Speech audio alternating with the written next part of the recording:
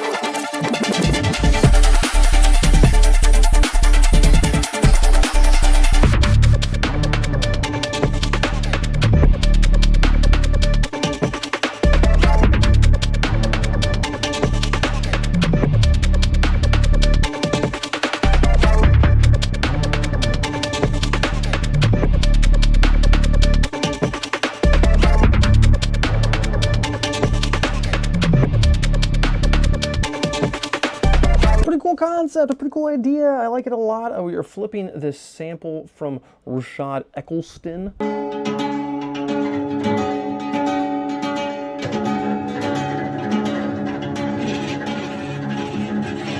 He's kind of a insane goblin of a person. He's also a brilliant musician. Highly recommend going and looking up his stuff. It will make your day or it'll ruin your day.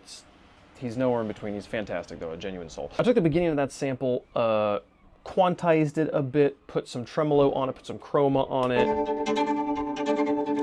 tuned it. Give us a very, a little bit more usable of a sample to flip. And then in the drop, took that same thing, put it on in kind of a bus with the basses, and then on that bus put this filter doing kind of a dotted eighth rhythm chop to create this kind of like 3 inside of 4 sort of pattern.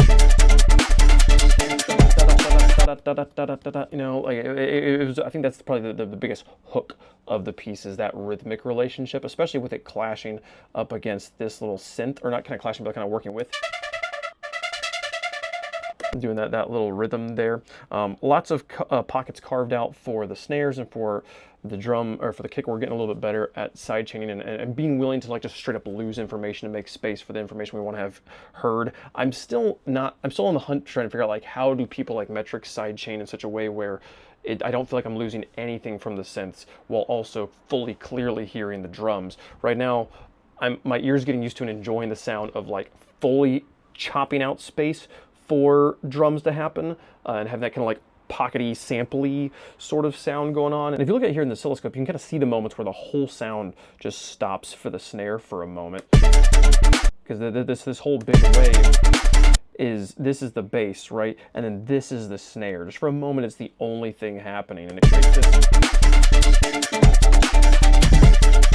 Other than like a few little reverb tails, a few high things I didn't chop out for it, but having everything stop for it, it's creating a good sound. But the bass being gone while the snare is happening is a musical decision at this point, and I want to figure out how do I make it to where I don't have to make that musical decision just so I can hear my drums. Probably my favorite moment in the whole piece is the turnaround between these two loops of this drop idea here. This is so cool to me. This is literally just the first moment of the drop, bounced the whole thing, and then the only thing you're hearing is this guy right here. The whole track sampled out, looped 3 times, and then the middle one is, it goes da da da da da da da da da da da here, where I've made it twice as or half as long, is dropped an octave. So you get this quick.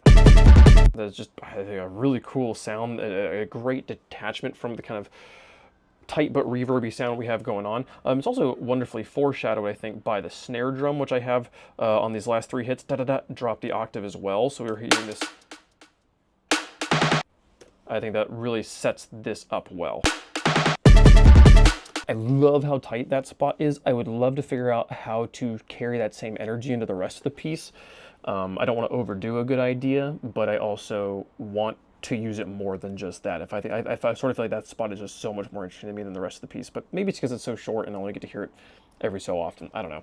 The second half is a really fun exploration of Serum 2 and making a lot of basses that I've been trying to make for a long time. I'm really proud of myself in a lot of these sounds. I mean,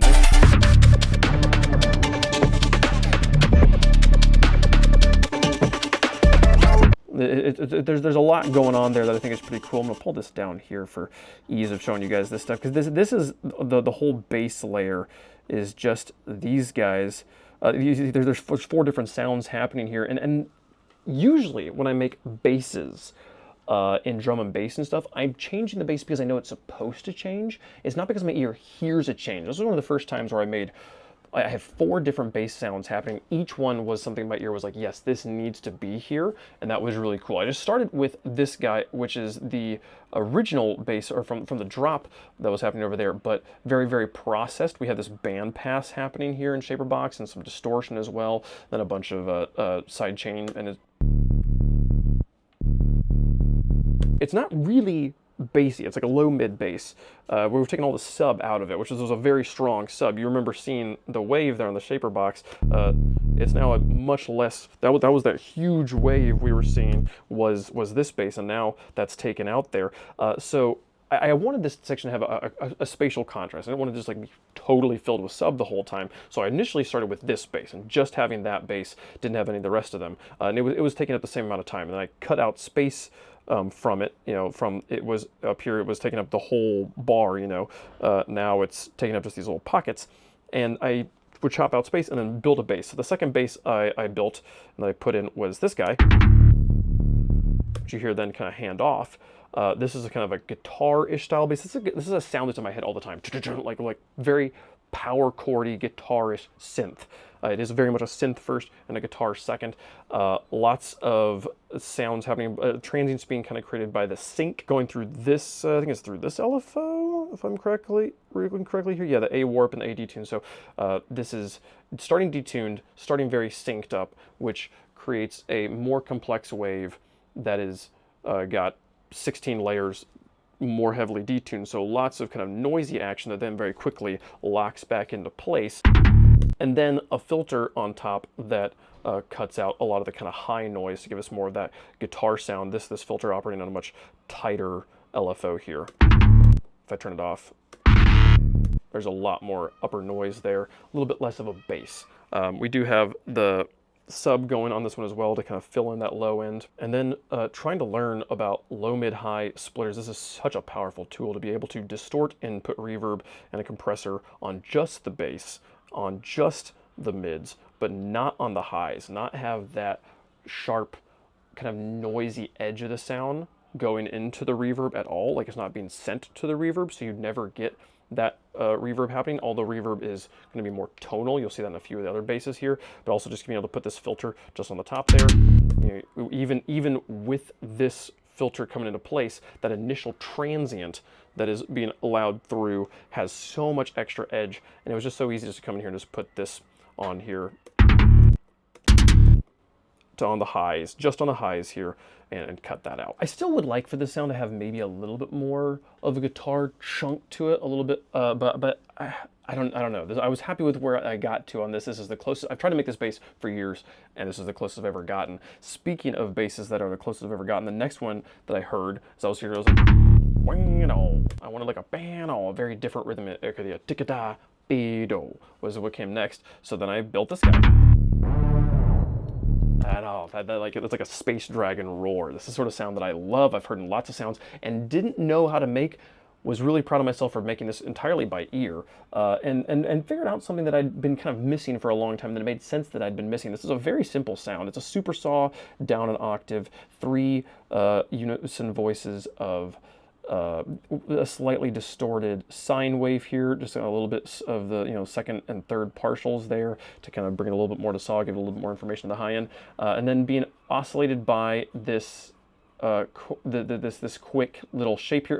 It's mostly this guy. This guy is moving the semitones, the kind of the coarse tuning of these two waves, putting it up an octave, wow, and then bringing it back down. It's also moving this filter. I think those are the only three things it's moving there. But this sound, it's a cool sound. It's a cool, groovy sound by itself, not as interesting as in the context. But the one thing I've been missing for forever, I've been trying to make this sort of sound for forever.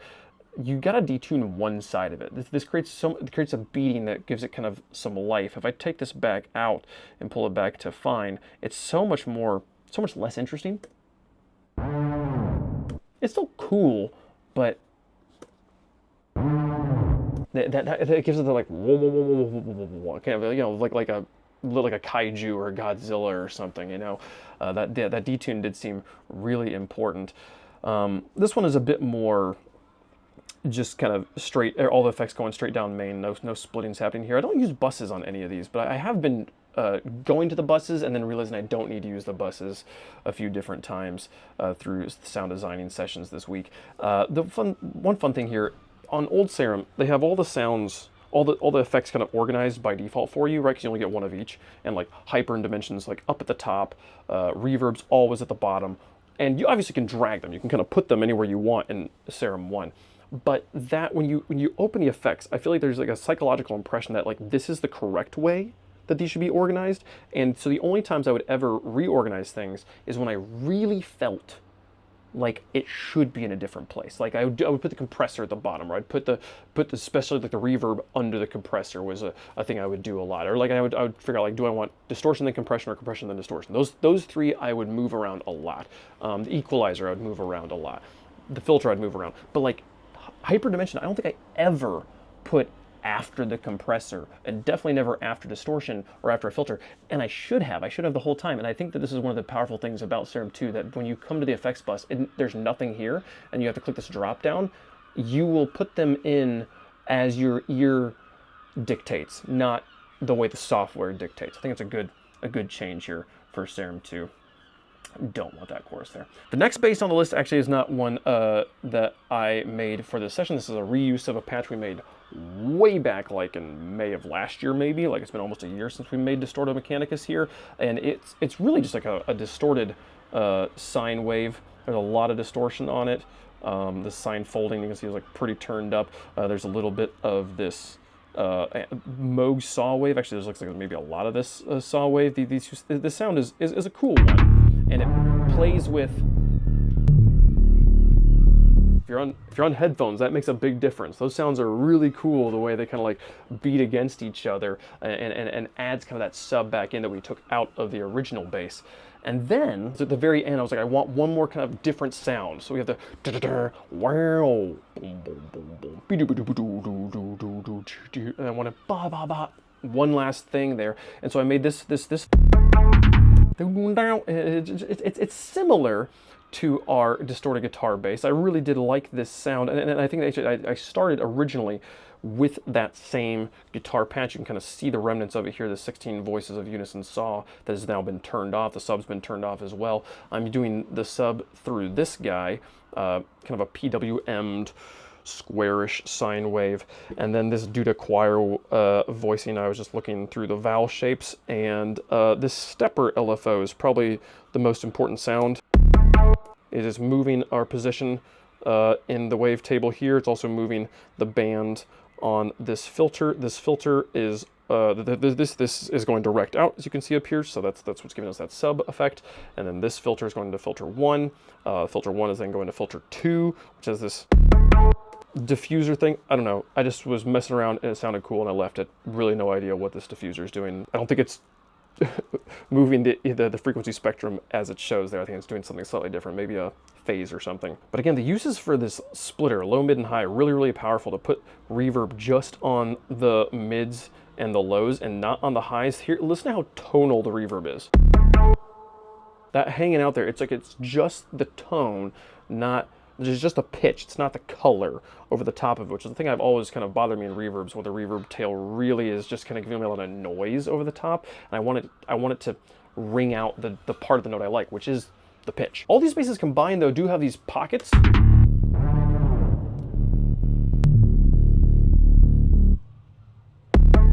still some big silences in there. Those silences are being filled by the original sample up here.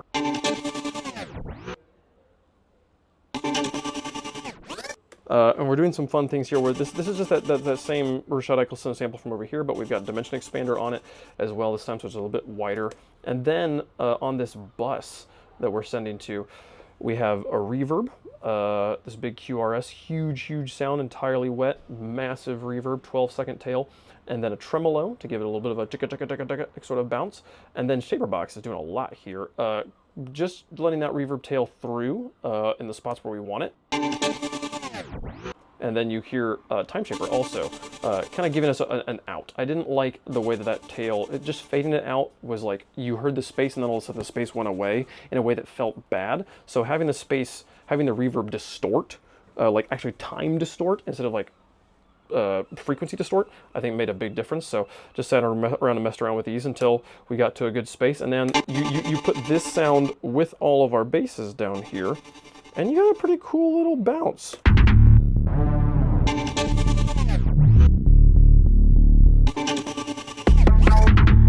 It's fun, right? So I was really proud of all this. We still got a lot of ways to go with mixing and also arranging, and also what do we do with this piece, right? I think this is the sort of piece that can really work well as like background music to like a sports montage sort of thing, some sort of like esports content piece. I think you could put a melody on top of this. You could have somebody sing over the top of this or rap over the top of this. It has almost some sort of like Fort Minor vibes to it. So I don't know. All of it's fun. I liked what I made though this week, and hopefully we'll get to make some more next week as well. So thanks so much for watching. See you guys next week. Bye-bye.